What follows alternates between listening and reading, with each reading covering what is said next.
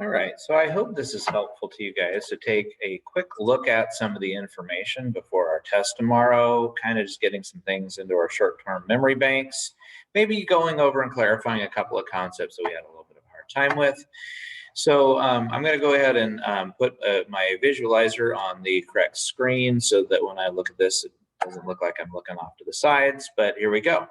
So this is our pre-test, and of course, you've already seen this in class, so I'll be very quick about some of these things. But remember, your y-intercept is always the number that looks off to the side. So we're looking for an mx plus b story. I'm going to grab a couple of colors here so I can emphasize that. So m is always the number attached to x, which in this case would be 2/5, and b is the number that is sitting off here on its own. There we go. And so in this particular story, our slope would be, m would be 2/5, and our y-intercept, or b, would be -3.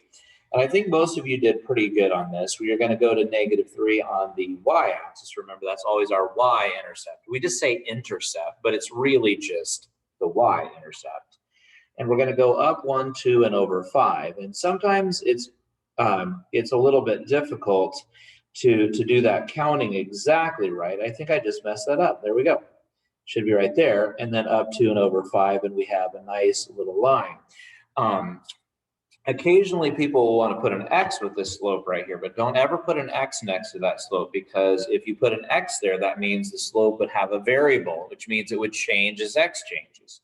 That is not something we want to have happen. Now again, all of this test is all about finding mx plus b, where m is our slope, or our rate of change. And in this problem, what is happening, what is changing, is that 3 marbles are being added every week.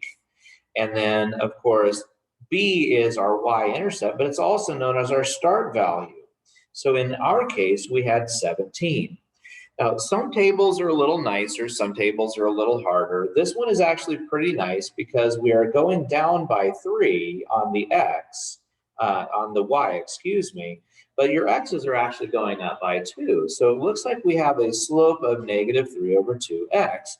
And we were being very nice to you right here, because that value 0, 3 means go over 0 up 3. That is the y-intercept, which is the value we want here.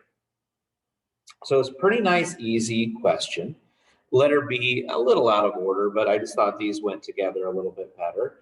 Again, mx plus b, I need to identify the y-intercept, which is 5, and the slope, because from here it went down 5 and it went over 3, because those are pretty nice values.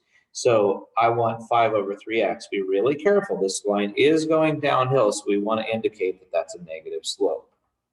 Okay, moving on to problem number 3 here. A, we want to talk about delta y over delta x, and different people will do that in a different way. I like to just say, hey, what happened to 7 to turn it into 10? It was 3. What happened to 3 to turn it into 5? It was 2. But we could have equivalently done something a little bit different. We could have said, hey, let's take this second y and let's take away the first y. That's 7. What you will see in a lot of classes is people will say, take the second y minus the first y, and the second x, take away the first x. These are equivalent ideas. So in letter B, it might be easier because these are a little bit harder problems. So if I took the second y and I subtract the first y, I got -7. And then if I took the second x here and subtracted the first x, notice that double negative, and it turned it into a positive. So I got -7/9. Okay, on the second page, moving through here, let me see how much time I have left. This class is out. Third period today is out at 53.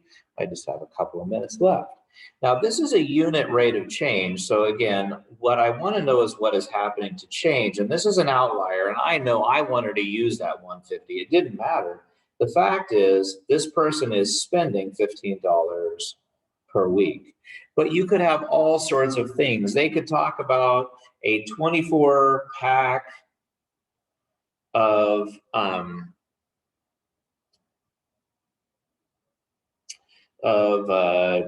cans is $48. And I could do like dollars per can would be something like $48 per 24 cans. The unit rate of change would be $2 per can. So we could get an idea of what every, again, unit costs.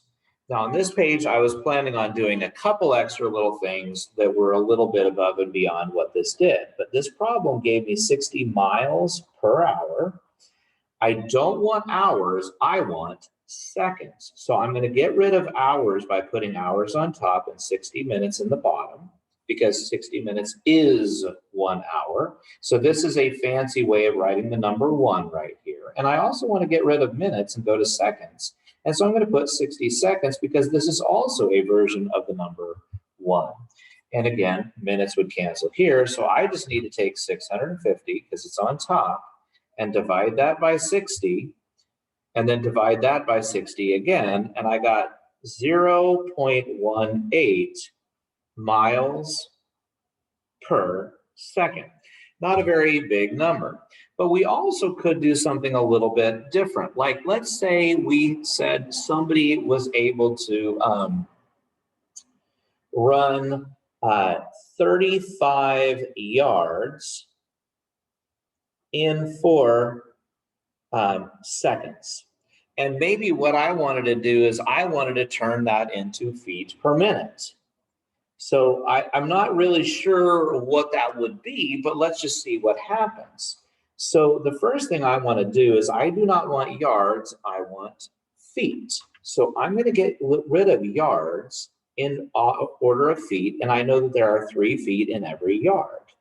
Well, that's pretty good. I now have feet per second. I'm close, but I want minutes. So I'm going to get rid of seconds by putting it on top. And I'm going to put 60 seconds makes a minute. Those cancel. Now you're going to notice that there's 35 and the 3 are both on top. So I'm going to take 35 times 3.